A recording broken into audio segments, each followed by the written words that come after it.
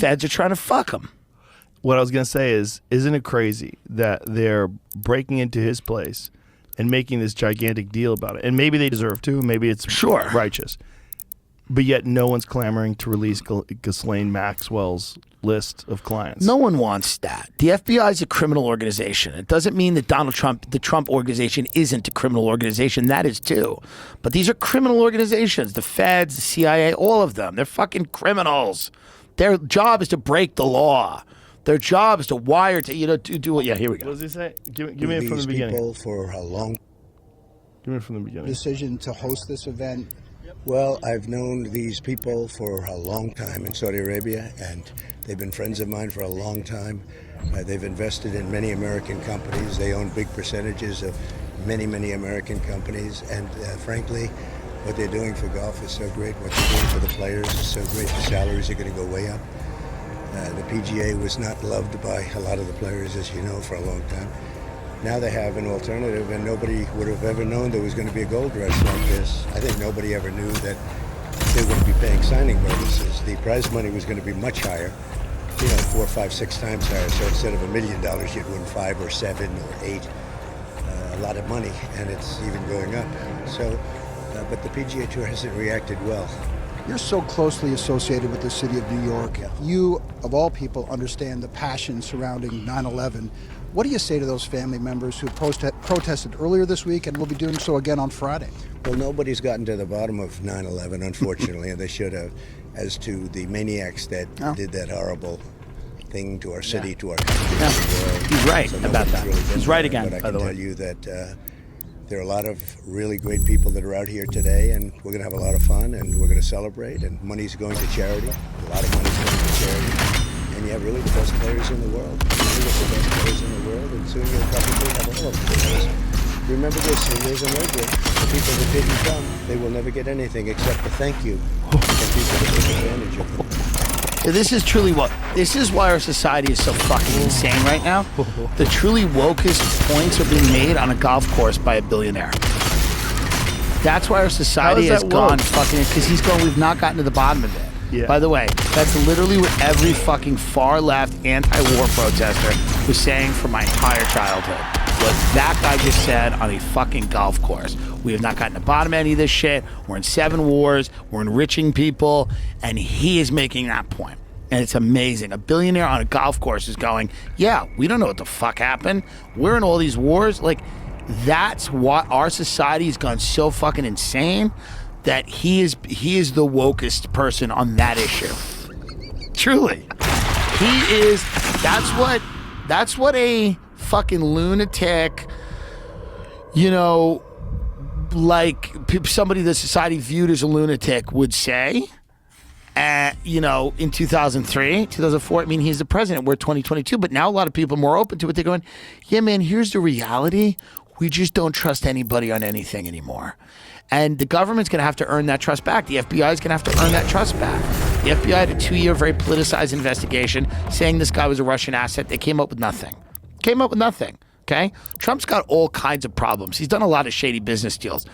But they didn't go at him for that. They said he was an agent of Putin and that he was installed and that, Putin was doing all these things. They were unable to prove that, and in fact, a lot of the evidence they used that was kind of cooked up in its own weird way with the Steele dossier and the Clinton and all those people.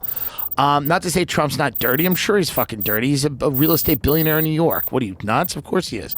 But the FBI is going to have to earn that trust back. I mean, this is an organization that made their bones with COINTELPRO. They made their assassinating civil rights leaders and setting up people, protecting pedophile politicians, fucking, doing all this crazy stuff, right? I mean, they can't just, we're supposed to just say the FBI is great? No, that's crazy. It's absurd to me. And to others. Doesn't mean Trump's wrong, but if he took like a Bill of Rights on the way out, who gives a fuck?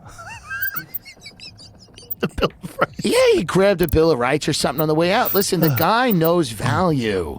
He knows money. He didn't make a lot of money. He had to cut some side deals while he was in there. He didn't make a lot of money. We don't pay the president a lot because it's really not an important job. Well, he didn't take a salary. Right, because the salary's fake. What is it, $500,000 a year? It's embarrassing. That shows you how much the job is not really important. So he wanted to take some parting gift on the way out. So what? He grabbed the fucking Articles of Confederation, or who cares? He grabbed something good. I hope he got something good. I hope he's got something real good. I hope he's got a couple of fucking letters from John Adams, some of the UFO shit. I hope he's got some Kennedy stuff. I hope he's got a whole file. Well, he said he's got something UFO good. Shit.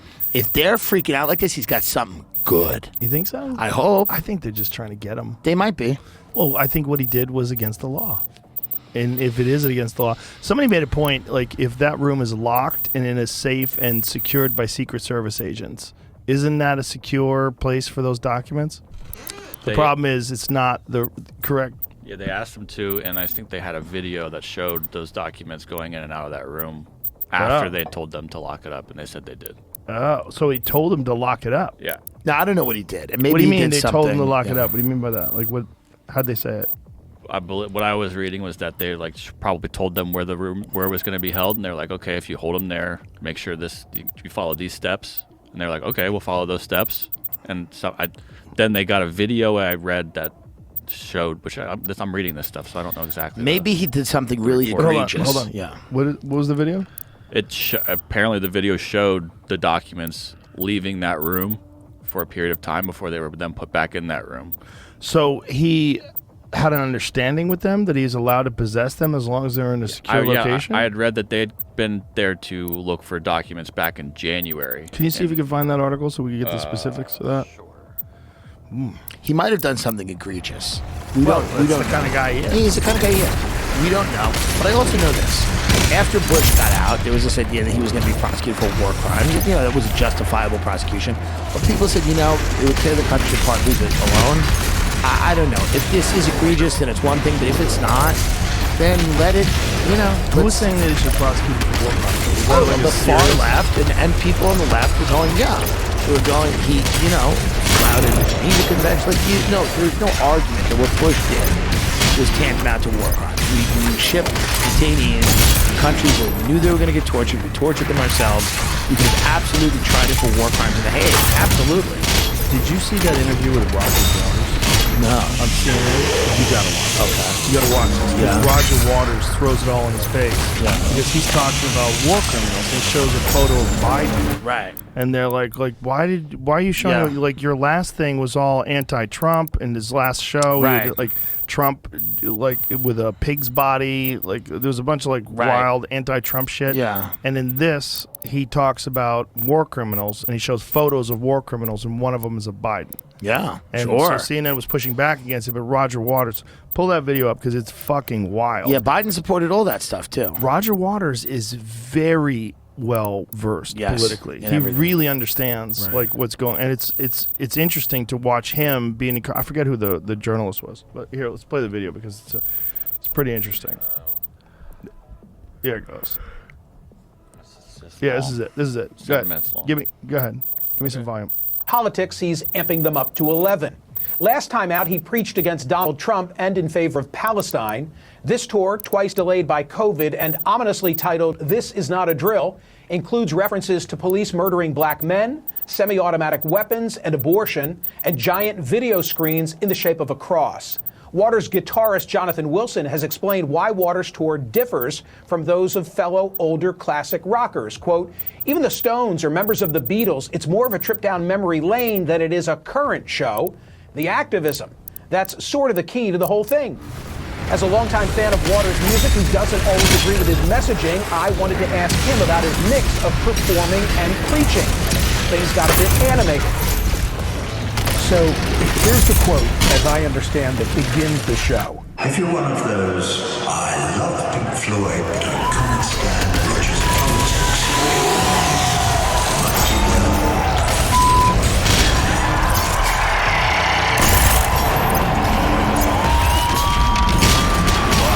You might do well to F off to the bar right now. At the outset of the show? Yeah. Because it's a really good way to start the show. Apart from anything else, it sets to keep things straight. namely, Also it encourages a lot of the people who have come to the show, because they have listened to everything I've written since 1992. 65 or whenever I started electing. So they do know what my politics are, they do understand what my heart is, and they understand sort of why I'm right. But maybe it also gives a message to people who don't want to do that, in which case them effing off to the bar is probably not a bad idea. Except that you never know. Those people, if they sit in a community like my audience is on these shows that is not a drill and big fraud, there is such great feeling of communication in that room between me and the audience, and between us combined with all our brothers and sisters all over the rest of the world, irrespective of who they are, whether it's their ethnicity, their religion, their nationality, or anything else. Because if this is not a drill as a message, it is that we have to communicate one with the other.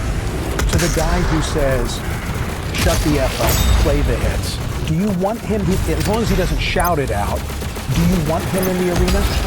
I don't not want him there, as long as he doesn't annoy the people who do understand what's going on in the arena.